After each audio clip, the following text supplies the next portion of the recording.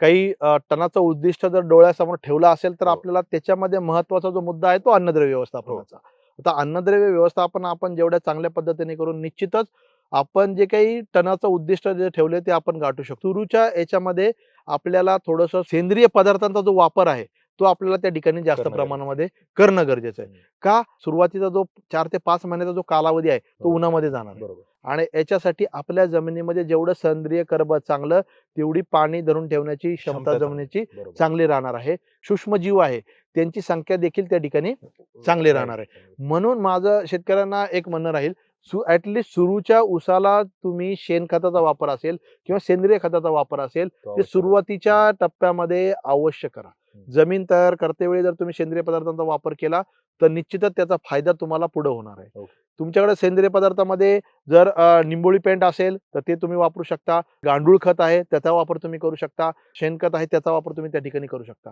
आणि हे वापर करताना जर तुम्ही त्याच्यामध्ये जैविक खतांचा जर मिक्स करून तो तुमच्या जमिनीमध्ये टाकली, जसे की अझोटोबॅक्टर असेल, स्फुरद विरघळणारे जीवाणू असतील किंवा पोटॅश मोबिलायझिंग बॅक्टेरिया असतील, याचा वापर तुम्ही सेंद्रिय पदार्थामध्ये केला आणि ते जर सेंद्रिय पदार्थ तुम्ही आपल्या जमिनीमध्ये पसरून जर टाकले तर निश्चितच तुमच्या जमिनीमध्ये सेंद्रिय पदार्थाबरोबरच ही मायक्रो ऑर्गॅनिझम किंवा सूक्ष्म जीव आहे त्यांची संख्या वाढणार आहे आणि अन्नद्रव्याचा जो तुम्ही नंतर वापर करणार आहे त्याचा अपटेक आपसुकच त्या ठिकाणी वाढणार आहे. म्हणून सुरुवातीला सेंद्रिय पदार्थ वापर करणं. दुसरं जे काय आपण नत्र स्फुरद पालाचा विचार करतो ना ते सर, याच्यामध्ये सुरुवातीच्या टप्प्यामध्ये नत्र शुगरकेनला जे आहे ते खूप मोठ्या प्रमाणामध्ये लागत असतं. दुसरं जे आहे स्फुरद असेल, स्फुरदाची जी काही गरज जी आपण म्हणू शकतो ते 7 ते 8 महिन्यापर्यंत स्फुरद जे आहे हे कंटिन्यू तुमच्या ऊसाच्या पिकाला लागत असतं. आणि जर पोटॅशची जर आपण विचार केला तर 10 ते 12 महिन्यापर्यंत पोटॅशची मात्रा किंवा पोटॅशची गरज जी आहे ती ऊसाला लागत असते. म्हणून आपल्याला अन्नद्रव्य व्यवस्थापन करताना ह्या गोष्टी लक्षात ठेवणं गरजेचं की आपल्याला जर सुरुवातीच्या कालावधी नत्राची जर गरज पिकाला आहे तर सुरुवातीच्या कालावधीमध्ये नत्रयुक्त खतांचा वापर आपल्याला जास्त करायचा आहे. मधला जो काळ आहे 7 ते 8 महिन्याचा काळ, त्या ठिकाणी तुम्हाला स्फुरदयुक्त खतांचा वापर जास्त असणं गरजेचं किंवा स्फुरदयुक्त जे अन्नद्रव्य आहे त्या पिकाला जास्त पाहिजे असतं. म्हणून त्याचा पूर्वनियोजन त्या पद्धतीने तुम्हाला करणं गरजेचं आहे. आणि तसंच पोटॅशचं. आता याच्यामध्ये काही सूक्ष्म अन्नद्रव्य जे आहेत ते सर, जसं की झिंक. झिंक हे अन्नद्रव्य असं आहे जे 2 पेऱ्यातलं जे अंतर आहे ना ते वाढवण्याचं काम झिंक करत असतं. म्हणजे जेवढं तुमचं पेऱ्यातलं अंतर जर चांगलं राहणार आहे तेवढं तुमचं ऊसाचं वजन जे आहे ते चांगलं भरणार आहे. म्हणून तुम्हाला झिंक असेल, मॅग्नेशियम असेल किंवा कॅल्शियम असेल, हे 3 अन्नद्रव्य जे आहेत ते सुरुवातीच्या कालावधीमध्ये तुम्हाला बेसल डोस मध्ये द्यायचे. चौथं जे सल्फर जे अन्नद्रव्य आहे हे असं अन्नद्रव्य आहे, तुमची जमीन जर प्रॉब्लेमॅटिक असेल, तुमची जमीन जर खराब असेल, तुमची जमीन जर चोपण असेल, तुमची जमीन जर शार्पड असेल तर अशा जमिनीमध्ये सुरुवातीला जर तुम्ही सल्फरयुक्त खतांचा जर वापर केला तर निश्चितच मुळांच्या कक्षेमध्ये जमीन सुधारण्याचं काम जे आहे हे सल्फर अन्नद्रव्य करत असतं. म्हणून पीएच कमी करण्याचं काम जे आहे सल्फर अन्नद्रव्य करत असतं. म्हणून सुरुवातीच्या कालावधीमध्ये तुम्हाला त्या ठिकाणी सल्फर देखील वापरणं गरजेचं आहे. आता आपण बेसल डोस म्हणू शकतो. लागवडी पूर्वीचा आपल्याला जर डोस त्या ठिकाणी द्यायचा असेल तर आपल्याला त्या ठिकाणी नत्रयुक्त खतांमध्ये युरियाचा वापर सुरुवातीला टाळायचा आहे. का? टिपर उगून ते वाढीला लागायला एक महिनाभर लागत असतो आणि युरिया जर तुम्ही सुरुवातीला जर टाकला त्याची लागण जी आहे म्हणजे एक 3 ते 4 दिवसांनी ती चालू होतं आणि 8व्या ते 10व्या दिवशी पिकाला लागू व्हायची वेळ आहे ती खूप कमी आहे. म्हणून आपल्याला युरियाचा वापर नंतर करायचा. मग सुरुवातीला आपल्याला काय वापर करायचा आहे? तुम्ही डीएपी जे आहे ते तुम्ही सुरुवातीला वापरू शकता. 1.5 ते 2 बॅग एकरी तुम्ही डीएपी वापरू शकता. जर तुम्हाला 24-24 वापरायचे ते देखील तुम्ही एकरी 1 ते 1.5 ते 2 बॅग तुम्ही 24-24 वापर करू शकता. तुम्हाला सिंगल सुपर फॉस्फेटच्या माध्यमातून जर अन्नद्रव्य व्यवस्थापन करायचं असेल, कारण की काय सिंगल सुपर फॉस्फेट मधून कॅल्शियम पण जात आहे, तुमचं सल्फर पण जात आहे आणि फॉस्फरस पण जात आहे. हे तिन्ही अन्नद्रव्य तुम्हाला मिळत आहेत. मग त्या ठिकाणी एकरी तुम्हाला कमीत कमी 4 बॅग जे आहे तुम्हाला सिंगल सुपर फॉस्फेटच्या बेसलमध्ये टाकणं गरजेचं आहे. हे तर झालं आपलं एनपीके मध्ये. त्याच्यामध्ये पोटॅश तुम्हाला 1 बॅग तुम्हाला सुरुवातीला त्या ठिकाणी बेसलला टाकायचे, जेणेकरून त्याचा उपलब्धता कालावधी जो आहे 45 दिवसच्या पुढं जे आहे ते आपल्या पिकाला लागू होतं. म्हणून तुम्हाला बेसलमध्ये पोटॅशची मात्रा तुम्हाला त्या ठिकाणी देणं गरजेचं आहे. मॅग्नेशियम असेल किंवा सल्फर असेल, तुम्हाला सल्फर 10 ते 15 किलो सल्फर तुम्हाला त्या ठिकाणी वापरायचे. तुमच्याकडे मिक्स मायक्रोन्यूट्रिएंट युक्त जर खत असेल तुम्ही त्याचा 10 ते 15 किलो वापर करू शकता किंवा झिंक सल्फेट मार्केटमध्ये मिळतं. 33% झिंक सल्फेट असेल ते 5 ते 6 किलो तुम्ही वापरू शकता किंवा 21% झिंक जे आहे ते तुम्ही 10 किलो त्या ठिकाणी एकरी झिंक सल्फेटचा तुम्हाला त्या ठिकाणी वापर करायचा आहे.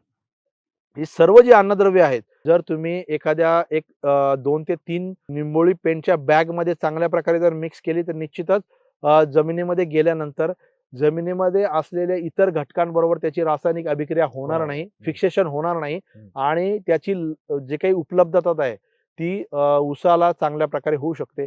म्हणून जे आता मी तुम्हाला बॅगेचा जो रेशो सांगितलेला आहे, तो बेसल डोससाठी अतिशय महत्त्वाचा आहे. जेणेकरून जी काही ग्रँड ग्रोथ स्टेज असते, त्या स्टेजपर्यंत ऊसाची जी काही अन्नद्रव्याची गरज आहे, ती ह्या बेसल डोसमधून आपण पूर्ण करू शकतो. नक्कीच शेतकरी बांधवांनो, की अन्नद्रव्य व्यवस्थापन करत असताना फक्त नत्र स्फुरद पालाशवर जोर न देता त्याच्या जोडीला झिंकचं महत्व, कॅल्शियमचं महत्व, मॅग्नेशियमचं महत्व आणि सल्फरचं महत्व तेही या व्हिडिओच्या माध्यमातून आपल्याला कळलं. आणि हाच आपला पाया असू शकतो, जे उत्पादन वाढीचं आपलं उद्दिष्ट आहे, तर त्यासाठी हा पाया खूप महत्वाचा आहे. अतुल सर, जाता जाता एक आणखीन प्रश्न असा, की आपल्याला शेतकऱ्यांना बेन प्रक्रिया किंवा रोपांसाठी जर काही आळवणी वगैरे करायची असेल, कीड रोगाचा प्रतिबंध करण्यासाठी, तर त्याविषयी आपण काय सांगाल? आणि तसंच जर तण नियंत्रण करायचं असेल रासायनिक पद्धतीने, बरोबर. तर त्याविषयी आपल्याला कशा पद्धतीने नियोजन करावं लागेल? निश्चितच. म्हणजे आता बेनं आपण लागवड करतोय शेतकरी बंधूंनो, तर बेनं प्रक्रिया होणं गरजेचं आहे. कारण की काय होतं, काही रोग, कानी रोग असेल, लाल्या रोग असेल, तो बेण्यांमधून प्रादुर्भाव होतो आणि नंतर आपल्या ऊसामध्ये त्याचा प्रॉब्लेम आपल्याला नंतरच्या कालावधीमध्ये खूप मोठ्या प्रमाणामध्ये दिसतो. त्याच्यामुळं सुरुवातीला जर आपण बेनं कुडूनही आणलं, पण त्याची लागवडीपूर्वी बेनं प्रक्रिया करणं आपल्याला त्या ठिकाणी अतिशय महत्त्वाचं आहे. जर तुम्हाला रासायनिक बेणे प्रक्रिया असेल आणि जैविक बेणे प्रक्रिया, ह्या 2 बेणे प्रक्रिया वेगळ्या आहेत. आणि त्या जर करायच्या असेल, त्याची तुम्हाला त्या ठिकाणी त्याचा वेळ तुम्हाला तेवढं देणं गरजेचं आहे. तुम्हाला रासायनिक बेणे प्रक्रिया करायची आहे तुम्हाला, तर त्या ठिकाणी 100 लिटर पाण्यामध्ये तुम्हाला म्हणजे मँकोझेब आणि कार्बेंडिझम युक्त जे काही बुरशीनाशक आहे, त्याचा त्या ठिकाणी तुम्हाला वापर करायचा आहे. हे जे आहे, हे बुरशीजन्य रोगांचा प्रादुर्भाव रोखण्यासाठी तुम्हाला कामाला येणार आहे. किडींचा प्रादुर्भावासाठी तुम्हाला क्लोरोसायपर जे आहे, ते या ठिकाणी आपण वापर करू शकता. क्लोरो प्लस सायपर याचं कॉम्बिनेशन पण त्या ठिकाणी घेऊ शकता. दुसरं, ही रासायनिक प्रक्रिया केल्यानंतर एक 5 ते 10 मिनिटं तुम्ही जे काही बेन आहे ते सावलीमध्ये सुकू शकता. आणि जैविक खतांची बेन प्रक्रिया करण्यासाठी तुम्हाला थोडासा एक 15 ते 20 मिनिटाचा कालावधी त्या ठिकाणी जाऊन देणं गरजेचं. 2 प्रक्रियेमध्ये 15 मिनिट किंवा अर्धा तास कालावधी त्या ठिकाणी देणं गरजेचं आहे. तर याच्यामध्ये तुम्हाला ऍसिटोबॅक्टर असेल, नत्र स्थिरीकरणासाठी ऊसासाठी ऍसिटोबॅक्टर जे आहे, हे तुम्हाला जैविक खत वापरायचे त्या ठिकाणी. स्फुरद विरघळणारे जीवाणू आहेत ते तुम्हाला त्या ठिकाणी वापरायचे आणि पोटॅश मोबिलायझिंग करणारे हे तिन्हींचं तुम्ही एका 100 लिटर पाण्यामध्ये मिक्स करू शकता आणि त्याच्यामध्ये जवळजवळ 10 ते 15 मिनिटं बियाणं बुडून घेऊ शकता. आपण ही प्रक्रिया जी आहे आपल्या शेतामध्येच आपण करू शकतो. बॅरलमध्ये आपण ही प्रक्रिया करू शकतो किंवा आपण जो काही बेड केलेला आहे, त्या बेडमध्ये एखादं प्लास्टिकचं आच्छादन 10 ते 15 फूट प्लास्टिकचं आच्छादन करून त्या बेडमध्ये आपण पाणी हे करून त्या ठिकाणी देखील आपण ही बीज प्रक्रिया चांगल्या प्रकारे करू शकतो. किंवा बेन शेतामध्ये अंथरलं तर त्यानंतर सुद्धा त्याला ड्रेंचिंग तो पण एक पर्याय आहे. बेन आथरून त्याच्यानंतर जे आपण ड्रेंचिंग करून त्याच्यानंतर पाणी देऊन, म्हणजे दोन्ही पद्धतीने आपण याचा वापर त्या ठिकाणी करू शकतो. रोप लागवड केली तर रोप लागवड केल्यानंतर लगेच आपण जी ड्रेंचिंग आहे, आळवणी आहे, ती करू शकतो. ज्याच्यामध्ये ह्युमिक बेस एक मुळी वाढीचं औषध त्या ठिकाणी तुम्ही घेऊ शकता. जसं की मँकोजेब आणि कार्बेंडिझम मी तुम्हाला सांगितलं, ते देखील तुम्ही त्या ठिकाणी घेऊ शकता.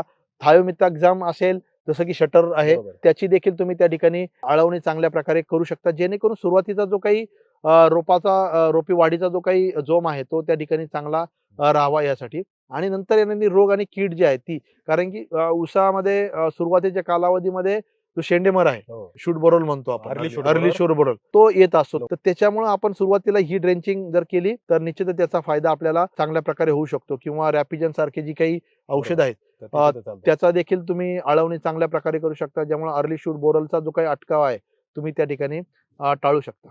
शेतकरी बांधवांनो, आता आपल्याला जे अतुल सरांनी सांगितलं कीड व्यवस्थापनासाठी, तर खास करून जे काही आपल्याला रिकमेंडेशन दिलेले, तर यामधलं कोणतेही रिकमेंडेशन हे हुमणीसाठी नाही.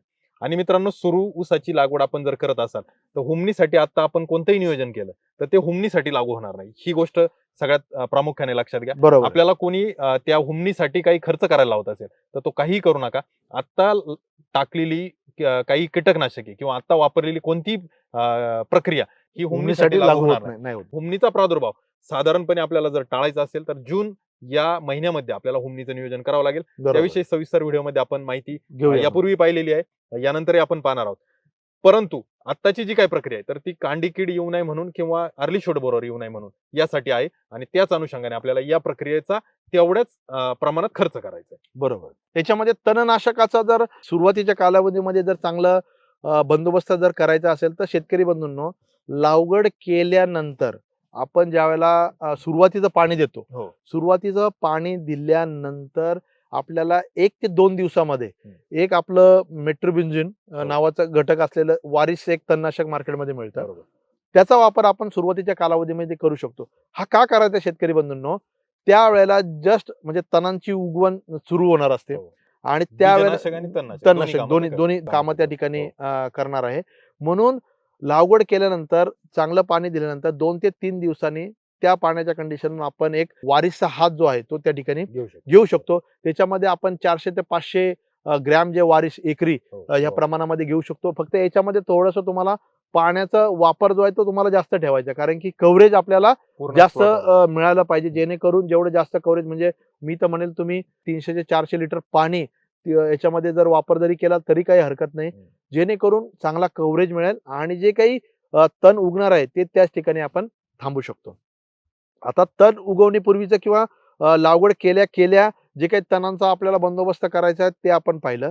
परंतु लागवड केल्यानंतर 1 ते 1.5 महिन्यांनी जो तणांचा प्रादुर्भाव होतो, याचा जर आपल्याला बंदोबस्त करायचा जर असेल तर हे मेट्रोबिंझिन जे काही तणनाशक असेल जे वारिस नावाने मार्केटमध्ये मिळतं, त्याच्याबरोबर संयुक्त 2,4-D नावाचं जे काही मार्केटमध्ये तणनाशक आहेत, या दोन्ही तणनाशकांचा संयुक्त वापर तुमच्या शेतामध्ये करायचा आहे. तो आपल्याला 1 ते 1.5 महिन्यांमध्ये किंवा 2 ते 3 किंवा 4 पानांची जी काही तणांची अवस्था असते त्यावेळेला आपल्याला त्या ठिकाणी करायचं आहे. ह्याचबरोबर मार्केटमध्ये अजून एक स्मार्ट नावाचं तणनाशक उपलब्ध आहे. त्याच्यामध्ये सुद्धा हे जे तणनाशक असं आहे, तणांची अवस्था थोडी जास्त जरी झाली, एक 4 ते 5 पानांची तणं जरी असली तरी ते तणं मारण्याची क्षमता जी आहे ती ह्या तणनाशकामध्ये आहे आणि याच्यामध्ये तुम्ही 2,4-D देखील मिक्स करू शकता. या दोन्ही तणनाशकांचा संयुक्त वापर जे तुम्ही 1 ते 1.5 महिन्याच्या ऊसाला चांगल्या प्रकारे करू शकता. धन्यवाद अतुल सर. अतिशय समर्पक आणि व्यवस्थित अशी माहिती आपल्याला सुरूच्या ऊसाच्या उत्पादन वाढीसाठी आपल्याकडून मिळालेली आहे. तणांचं व्यवस्थापन असेल, कीड रोगाचं प्रतिबंध असेल, अन्नद्रव्य व्यवस्थापन असेल खास करून, तर याविषयी आपण फार सखोल असं मार्गदर्शन आम्हाला केलं. शेतकरी बांधवांनो, याही उपर जर आपल्याला काही प्रश्न असतील, काही समस्या असतील तर त्या कमेंट करून अवश्य सांगा. ॲग्रोस्टारचा युट्यूब चॅनल जो आहे तर त्याला आपण सबस्क्राईब जरूर करा, जेणेकरून अशाच पद्धतीची माहिती आपल्याला मिळत जाईल आणि या माहितीच्या आधारे आपल्या पिकांचं उत्पादन वाढण्यासाठी आपल्याला अवश्य मदत होईल. मित्रांनो, व्हिडिओ आवडल्यास व्हिडिओला लाईक करा, व्हिडिओ आपल्या इतर ऊस उत्पादक शेतकऱ्यांना शेअर करा. तुर्तास थांबूया. धन्यवाद.